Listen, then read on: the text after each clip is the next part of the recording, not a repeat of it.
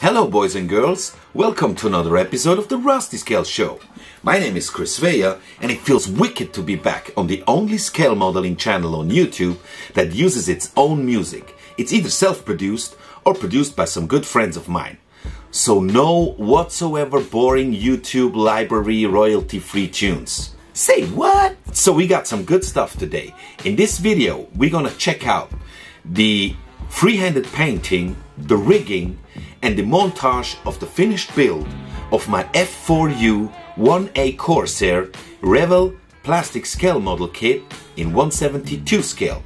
This Revell kit is from 2014, so it got some years on the back, but it's not really old already. I did this build almost like out of the box, completely. The only additional parts I used was for the rigging.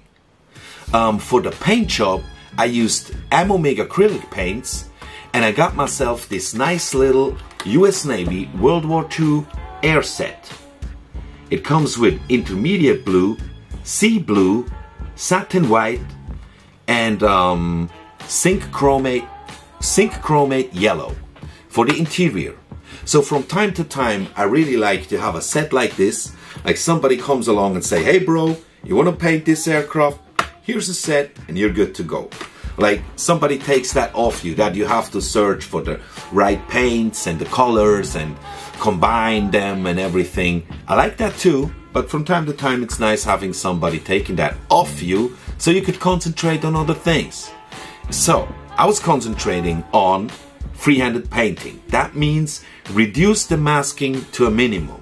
I couldn't do it without masking because some straight lines were needed, but I was trying to reduce it to the minimum. And the second thing that I got time to think about was I wanted to do some shot damage on this Corsair. First I was thinking of, have a shot through wing. So that was the plan. And then I did a little research on the internet and I found this photo of a shot through propeller, like a complete propeller shot through. As soon as I saw this, I knew, man, that's exactly what I'm looking for. That I want to have on my Corsair. Even though the aircraft on the picture was a Thunderbolt, I thought, yeah, Corsair's close enough. I want to have this on my propeller. So that's what I added. What I did is I cut out some pieces from the sprue, like the plastic sprue, really. I cut this piece in half and I cut the piece in half again. And then I cut small pieces out of this small fragment. So I get like a lot of small fragments.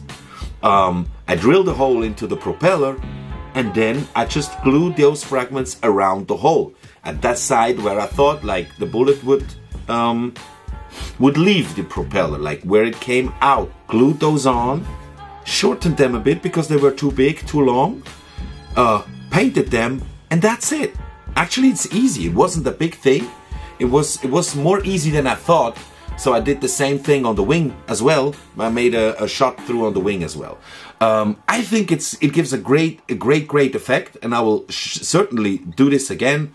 But not. I mean, I can't build every model with a shot through propeller. But from time to time, I will do something similar. So let's jump right into it. But before we do so, please do not forget to like the video, leave a comment, subscribe to the channel and turn on that bell so you'll get a notification when a new video goes online. It will help the video and the channel. It will help the channel and the video. It will help the video channel. It will help the video talent. What more? Okay, let's turn this around. Let's turn this around.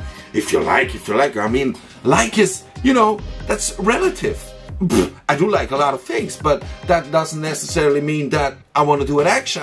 It will be followed by action. So, if you do not hate the video, please do not forget to like it, leave a comment, subscribe to the channel and turn on the bell.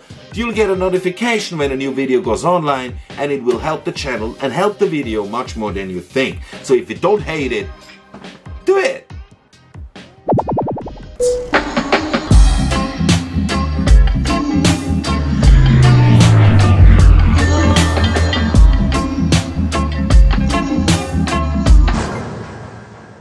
So this is the assembled model, almost assembled model, primed with Vallejo's acrylic black primer, ready to paint. For the paint job, I was using acrylic colors of Ammo Make, and I mixed the light gray-green with the satin white in a ratio of 90:10, thinned it down with acrylic, with the acrylic thinner of Ammo Make, and started painting. Now what I did here is roughly painted the area on the underneath side of the aircraft with this satin white light gray-green mix, and I laid down a few thin coats. The paint was highly thinned.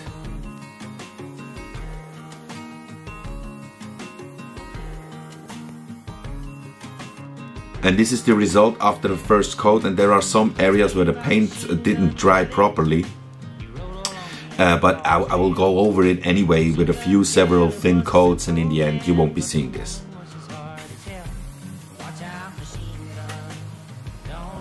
So these are coats number 2 and 3, thin coats also on the side of the fuselage.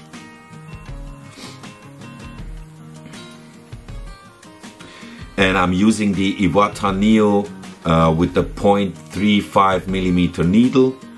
That was at that time the finest needle I had.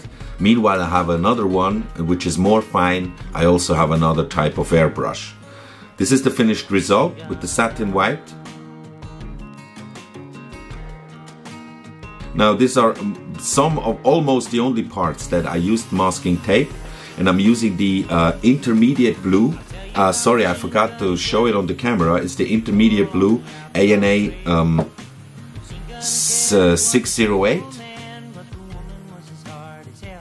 It's a nice, very nice blue color. I love it. This is freshly painted.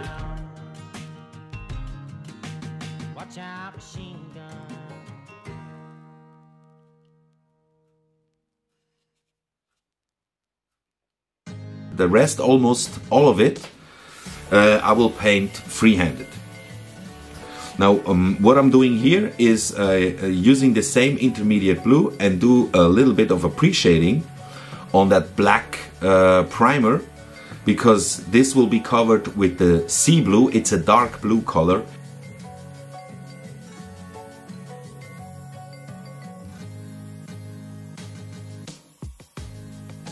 This is it, sea blue, and I thinned it down with the transpirator of Ammo Make. The effect was there, but not as much as I hoped. Maybe it was because I used a dark color over a bright color. Maybe you should do it the opposite way, like use a bright color over a dark color and thin the bright color with the transpirator, so you really get that transpirate effect. It was there a bit, but after the dark, I mean the sea blue dried, yeah, I don't know, the effect is hardly visible. So next time I will try the opposite way and use more of transpirator. Thin it down more than I did. Now I think it's time to do that faded line, that fade line alongside the fuselage. That's the most tricky part, but the good thing is I didn't want it to be too precise. It should be a bit, you know, a bit messed up. I messed it up here more than I wanted. It was, yeah, a little mistake, but I will show you a reference photo later so you will see what I mean, that this fade line should not be too precise. It should have an overspray. It shouldn't be too even. This is the finished result of the freehanded paint job. The paint is just freshly sprayed on. You see it's still shiny because it hasn't even dried yet. This is the line, and you will see the reference photo later, and you will see what I meant. Now this is Sapagap, my super glue I will use to do the rigging job. Now, this is the elastic thread of Ammo Make super fine 0.0 millimeter.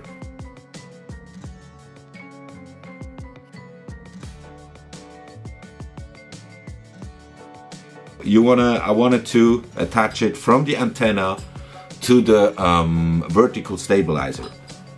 There are two techniques to do this. I tried the first one and then I had to switch to the second one because it didn't work. Now you can try to place the end of the thread into the super glue to get enough of it so you can attach it. It didn't work, so I had to use the second technique, just use a toothpick and place a small amount of super glue on the antenna.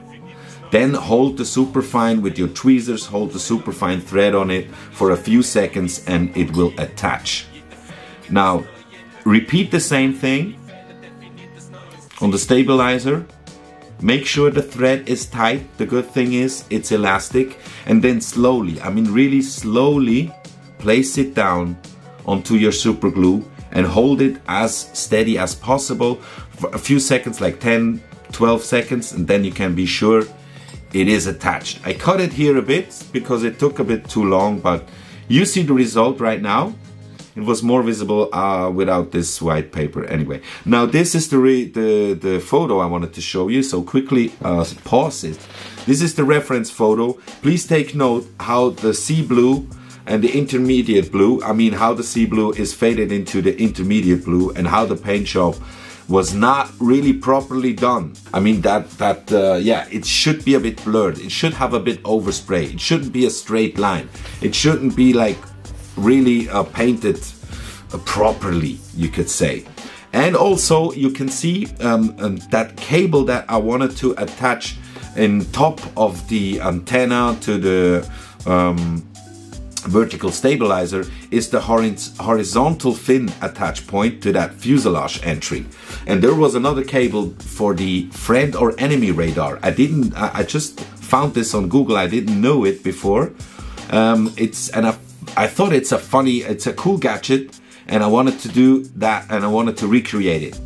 So that friend or enemy radar gave out a signal, so if an aircraft appeared, this radar would help you to find out if it's a friend or an enemy. Simple as that. Yeah, showing you the points here, that's the attaching point. And do the same technique with the toothpick. Hold it steady, let it attach, and make sure you don't glue your tweezers onto the model. You can see here very nicely another cool gadget on the pilot seat. These are seatbelt decals. This kit comes with decals for the seat belts, so I had to use it. The seatbelt decals. It's cute, isn't it? Now we will have a look at the finished model. I did a montage and we will check out the finished F4U 1A Corsair in 1/72 scale. Let's go!